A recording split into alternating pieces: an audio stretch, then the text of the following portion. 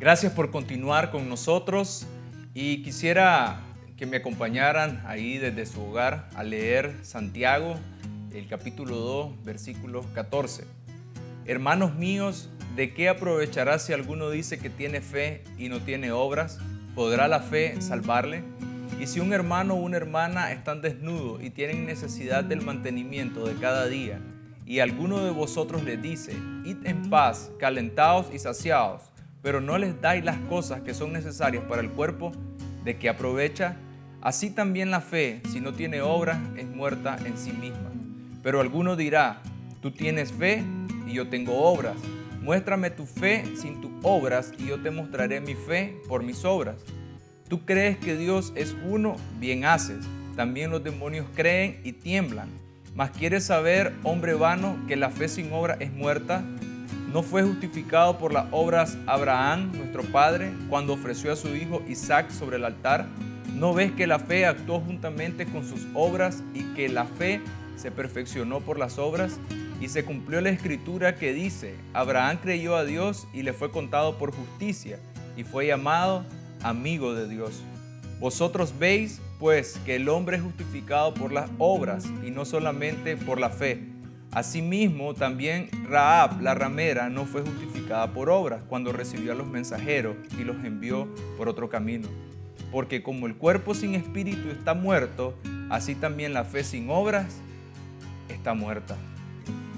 Una de las preguntas que salta cuando leo estos versos es, ¿a qué se está refiriendo la fe sin obras es muerta? Porque de alguna manera es como que hace un choque en lo que hemos escuchado sobre fe. Porque mucho de lo que nosotros escuchamos sobre fe es que nosotros tenemos las cosas no precisamente por obras. O sea, no es que yo tengo que ir a hacer para obtener algo, sino es todo lo contrario. Primeramente tengo que tener una fe. Pero ahora el apóstol Santiago nos está diciendo, la fe sin obra es muerta. ¿A qué se está refiriendo, pastor? Cuando miramos estos versículos, yo creo que hay una enseñanza extraordinaria, porque creo que el énfasis que Santiago le está dando tiene que ver verdaderamente con la efectividad de nuestra fe. Es decir, hacia dónde nos debe llevar la fe que nosotros hemos puesto en Jesús. Porque no es que Santiago está contradiciendo lo que la Escritura dice. En Efesios 2, Pablo habla de que la salvación no es por obra, sino que es un regalo de Dios de la gracia en Jesucristo. Pero no es que Santiago está contradiciendo lo que Pablo decía en Efesios acerca de la salvación, sino más bien yo lo que puedo ver en estos versículos es que Pablo le está dando el sentido de efectividad a la fe. Porque cuando nosotros hablamos de una fe sin obra es muerta, lo que la Escritura está planteando es que la salvación, la mejor manera de poder mostrar en nuestra vida la evidencia de la salvación, la mejor manera de poder mostrar en nuestra vida lo efectivo que es haberle entregado nuestra vida al Señor, tiene que ver en esencia con la manera en cómo nosotros vivimos, con la manera en cómo nosotros accionamos, con las obras que nosotros hacemos. Entonces Santiago no está planteando que la causa de la salvación es la fe, es la obra. Lo que Santiago está planteando es que una vez que nosotros colocamos la fe en Dios, la demostración, la manifestación públicamente de esa fe que hemos puesto tiene que ver con la manera en cómo nosotros accionamos. Jesús lo dijo de otra manera en los evangelios. Jesús, cuando hablaba con los discípulos, Jesús dijo, verdaderamente nosotros conocemos lo que hay en el corazón de las personas, no por lo que ellos confiesan. Jesús dijo, lo que nosotros nos damos cuenta de lo que hay en el corazón de las personas lo conocemos por su fruto, por la obra. Si uno quiere saber de qué tipo de árbol es determinada planta, lo único que necesita visualizar o ver son los frutos o, en este caso, la obra. Entonces, cuando miramos esto le da un sentido muy importante a la fe. Muchas veces nosotros vemos la fe como algo muy religioso, muchas veces nosotros vemos la fe, pudiéramos preguntar en la calle cuántas personas creen en Dios. Y tal vez un 95, 99% pudieran decir yo creo en Dios. Pero la segunda pregunta sería, ¿cuánto de esa fe, de esa convicción en el corazón se puede expresar en nuestra vida y en nuestro comportamiento? Es decir, que las obras vienen a ser la expresión de la fe que ya está en nuestro interior. Así es. La obra básicamente lo que hacen es evidenciar lo que yo creí. Y la obra nos lleva a tener una fe práctica. Todo en nuestra relación con Dios debería llevarnos a ser alguien práctico. Por ejemplo, cuando yo leo la palabra de Dios, cuando yo estoy haciendo un estudio de la palabra de Dios, debería, en mi reflexión, en mi meditación de la palabra de Dios, tener una aplicación práctica en mi día a día. Por ejemplo, si estoy leyendo algo sobre santidad, entonces debería de llevarme a mí a accionar en cuanto a vivir una vida en santidad.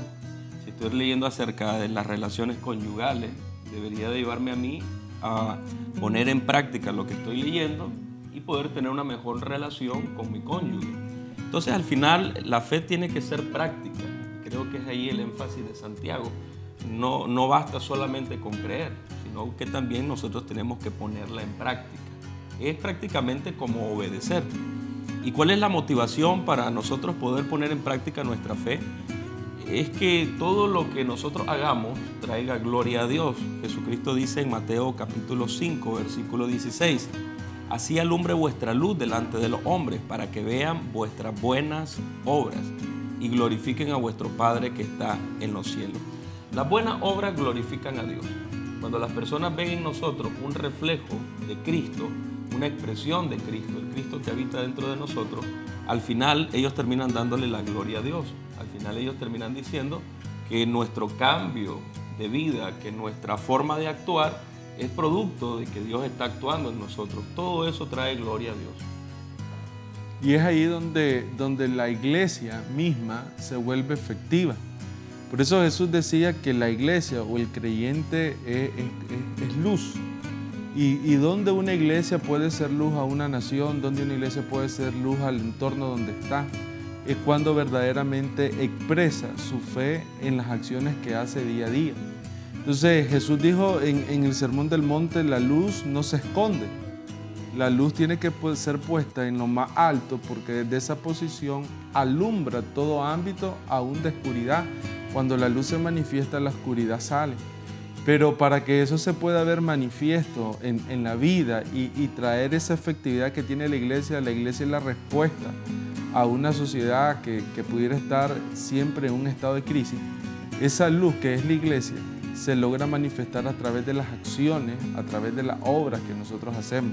Entonces, eso tiene que ver en esencia con la manera en cómo nosotros nos conectamos con las personas.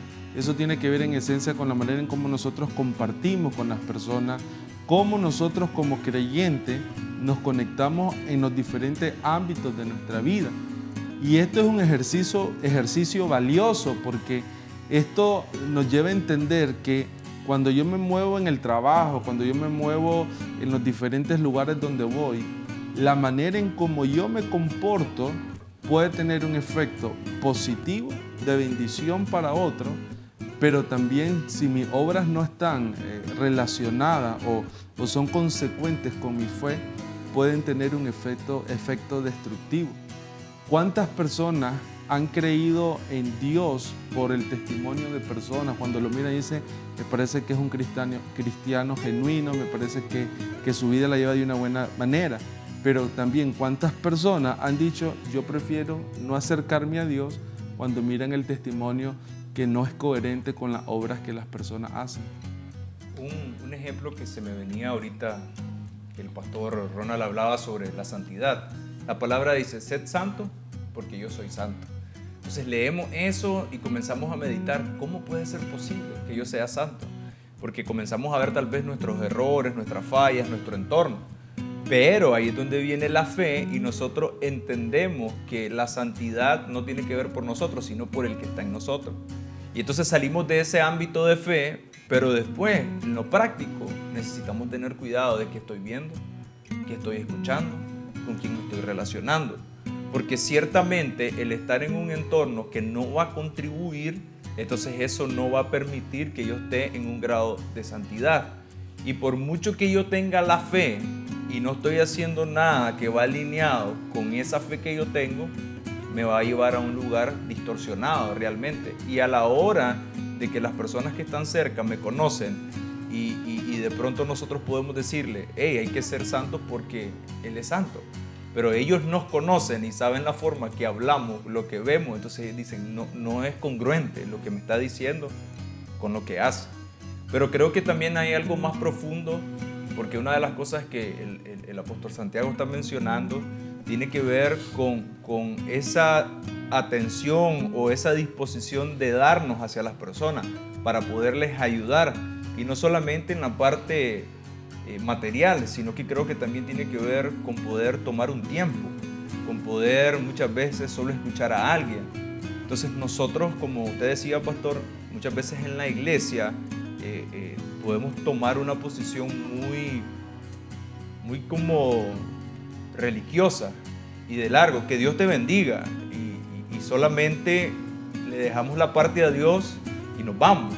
Cuando nosotros lo que pudiéramos hacer es tomar un tiempo, escuchar a la persona y pedirle al Señor en fe que nos revele algo, que le podamos dar un consejo que permita que la bendición de Dios venga sobre la persona, pero que el consejo viene a ser el instrumento por el cual el Señor se mueve sobre ellos. Y nosotros necesitamos poder verlo en nuestra vida, que hay algo que Dios quiere hacer con nosotros. Él nos bendice, pero Él también quiere que nosotros nos convirtamos en bendición. Entonces es ahí donde la fe necesita llevar un accionar de parte nuestra. Vamos a ir a un corte y regresamos.